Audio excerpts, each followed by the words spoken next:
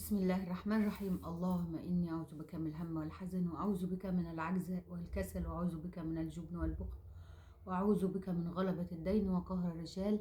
دعاء أول كده ما نبتدي بيه قناتنا الجميلة، علشان إن شاء الله يا رب ربنا يا رب يبعد عننا الكسل، ويبعد عننا الحزن، ويبعد عننا ال كل الحاجات اللي ذكرت في الدعاء. فيا جماعة أتمنى إن انتوا دايما كل يوم مع أذكار الصباح والمساء دايما ادعوا.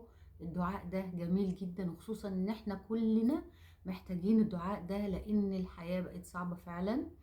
احنا عايزين دايما يبقى عندنا تفاؤل كده، ويبقى عندنا آم، يبقى عندنا تفاؤل، ويكون عندنا يعني حب للدنيا، بس يكون حب بطاعة.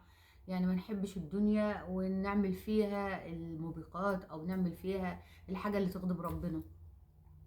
فيا جماعة احنا كلنا دلوقتي محتاجين الدعاء دون، لان طبعا الحياة بقت صعبة وانتوا عارفين كده في كل العالم. طبعا احنا فاتحين القناة لان لقيت فيه حاجات استوقفتني كتير جدا على اليوتيوب. اولا انا كان عندي القناة اللي هي شغالة فيها، اللي انا شغالة فيها حاليا دي. القناة دي انا عندي فيها تقريبا 200 وشوية.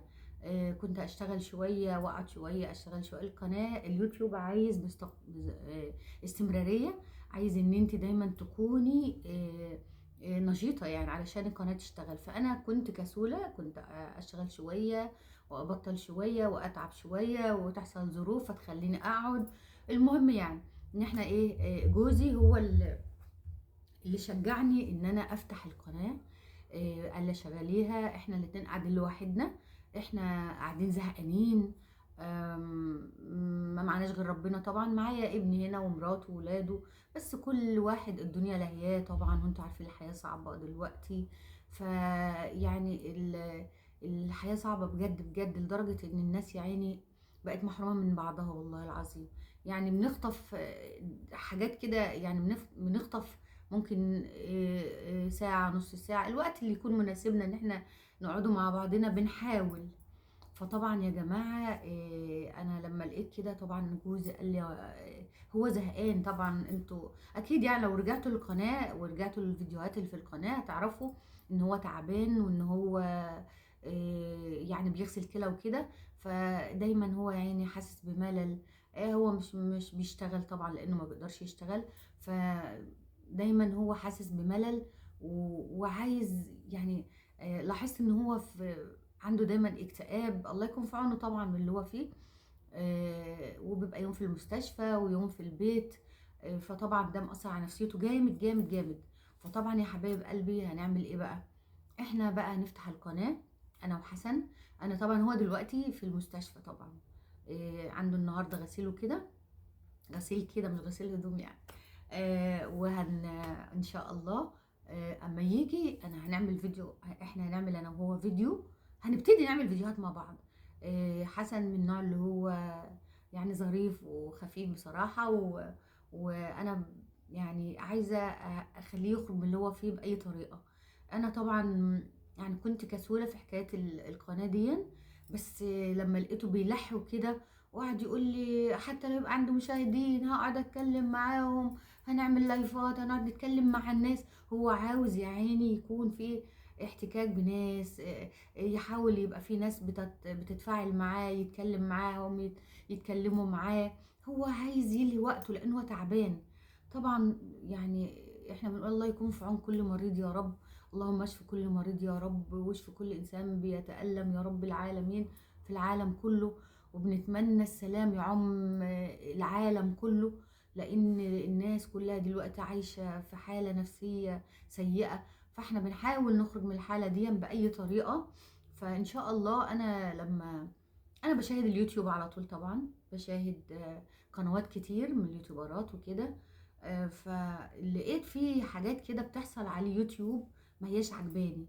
فأنا برضو عايزة أتكلم على مواضيع أو مثلا حاجات مثلا بتخصنا كمصريين، وبتخص بتخص سمعتنا، بتخص نظرة الناس لينا، بتخص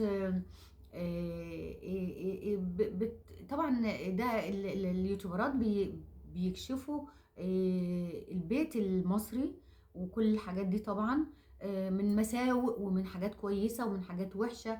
فدلوقتي بقت المساوئ مغطية على على الحلو. طبعًا هو ده مش كل، إحنا مش ده المصريين اللي بيظهر على اليوتيوب خالص، أو اللي بيحصل بين الإخوات وبعضهم، أو بين الستات وأزواجهم أو كده. إحنا يا جماعة هنوريكم نماذج. أنا واحدة متجوزة بقى لي فترة كبيرة، عشان ما تحسدش مش هاقول. متجوزة بقى لي كتير جدًا. أنا أُمَّة يعني جدة يعني قصدي. ف عايزة أقول لكم حياتي أنا وجوزي كنا عايشين إزاي، وقفنا مع بعض إزاي، جينا ألمانيا إزاي، هو دلوقتي تعبان أنا باعمل معاه إيه، هو بيعمل معايا إيه لمّا باكون تعبانة. ف عايزين نورّيكم البيت المصري الحقيقي، ماشي؟ نورّيكم البيت المصري الحقيقي. فأنا يا ريت يا جماعة تحطّوا لنا لايك وشير وتشجعونا، مش تشجعوني أنا، شجعوا حسن، لإن حسن هو اللي شجعني إن أنا أفتح القناة، أشغّل القناة من جديد، فشجعوه. هو يا عيني عايز يخرج من الملل اللي هو فيه. هو بيقول لي أنا مش عايز فلوس، أنا مش بافتحها علشان الفلوس. أنا مش هاكدب عليكم، لأ بنفتحها عشان الفلوس، وبنفتحها علشان يبقى في تعامل بيننا وبين الناس، يبقى في حد معانا. لإن أنا باشوف اليوتيوبرات باحس إن هم في فعلًا كأن أهلهم معاهم، يعني المتابعين بتوعهم فعلًا كأنهم أهاليهم، بيوجهوهم لحاجات، بيقولوا لهم على حاجات. طبعًا أنا وحسن لوحدنا يعني كده. معانا محمد ابني، بس محمد ابني ده واخد جنب لوحده كده، مالوش دعوة بينا خالص يعني. هو معانا في البيت، بس يعني مع نفسه كده يعني. من الحاجات اللي استوقفتنا على اليوتيوب يا جماعة، مثلا يعني قناة مغتربة في فرنسا. أنا طبعا بحس إن فيها على هجوم جامد جدا جدا.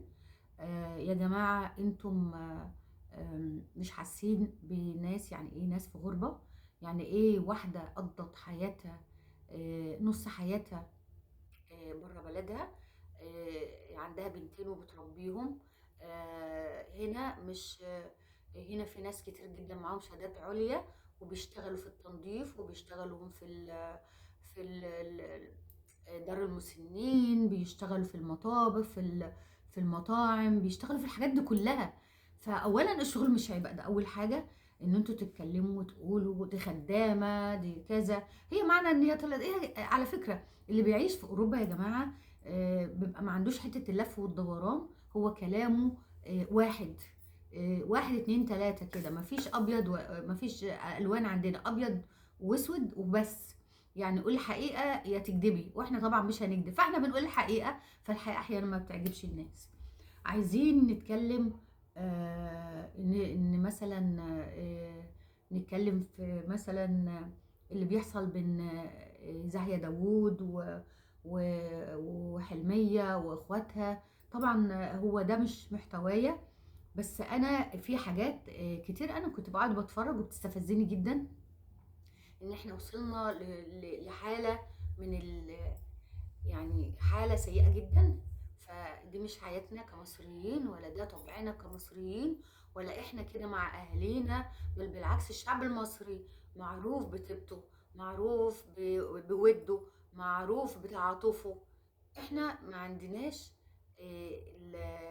اللي بيحصل ده. احيانا الفلوس بتخلي الناس تكره بعضها وتبعد عن بعضها. يعني حتى الحالات المادية دلوقتي في مصر خلت الناس غصب عنها ان هي ما تقدرش يتجمعوا. الحالة المادية طبعا، بس الناس برضو يعني العادات مش هتتغير مهما يكون. بيحاولوا يلاقوا وقت برضو يتجمعوا فيه، هو بصعوبة وكده، بس الناس ماشية وخلاص. فيا جماعة قناتنا هتبقى قناة ممكن هنعمل روتينات أنا وحسن. ممكن نعمل أنا وهو تحديات بيني وبينه. ممكن طبعا احنا يعني ناس كبار دلوقتي، يعني مش ناس صغيرين.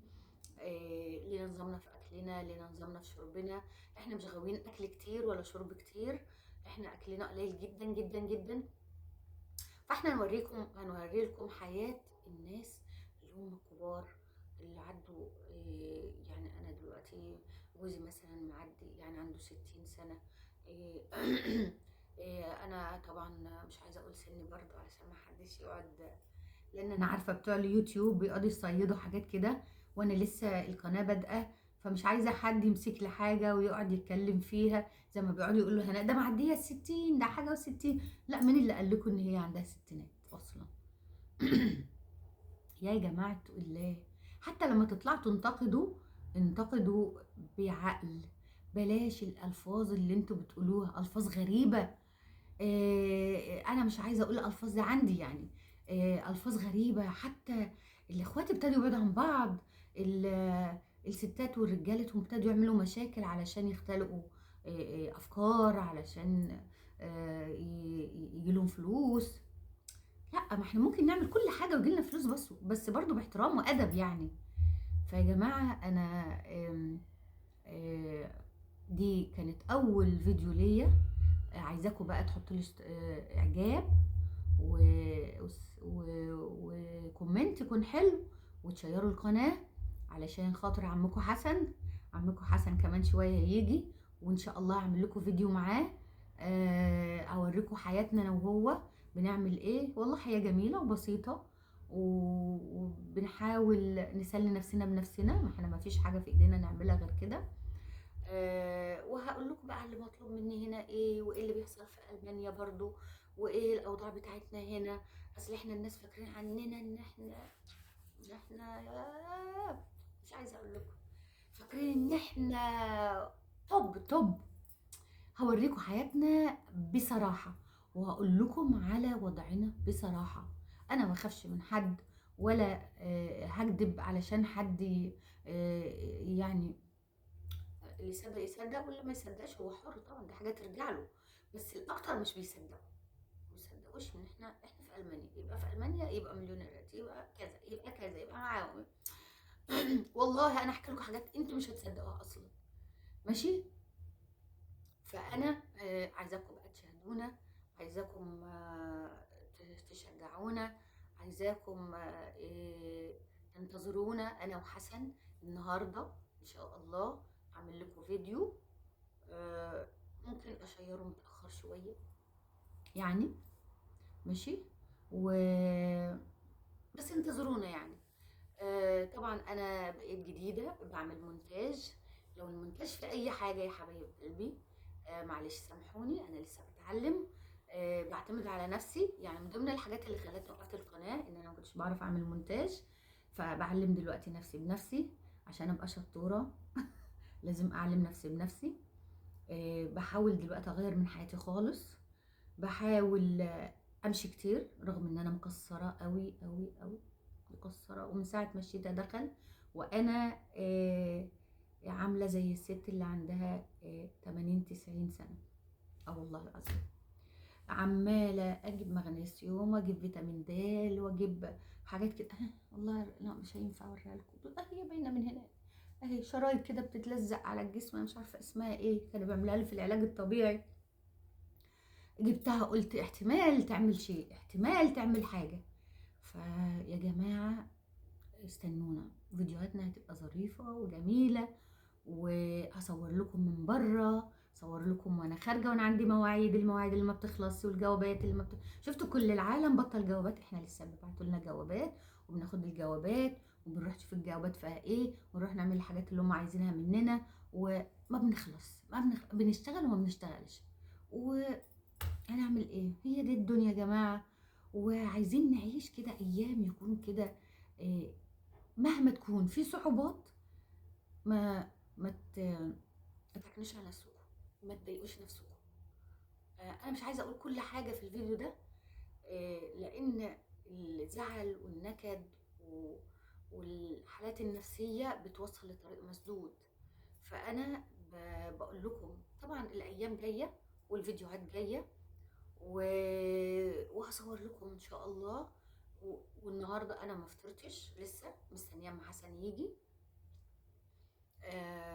بنبتدي انا وهو. اقول لكم بقى هبقى اعمل لكم فيديو هعمل لكم فيديو، و... وهقول لكم احنا بنبتدي يومنا ازاي من اول ما يجي من المستشفى، او اليوم اللي هو بيبقى قاعد فيه، او او كده يعني. فشجعوا عمكم حسن وشجعوني معاه، لان انا لو لقيت مفيش تفاعل بزهق وبمل وما بحبش اشتغل. يا جماعة ارجوكم ساعدونا في القناة وشيروا لنا الفيديوهات ولايك. انا بعمل لكم لايك عشان ما تنسوش. اوكي، انا لسه جديدة، اما ابقى محترفة اعمل لكم فيديوهات توب. اوكي، يلا دلوقتي اقول لكم ايه، السلام عليكم و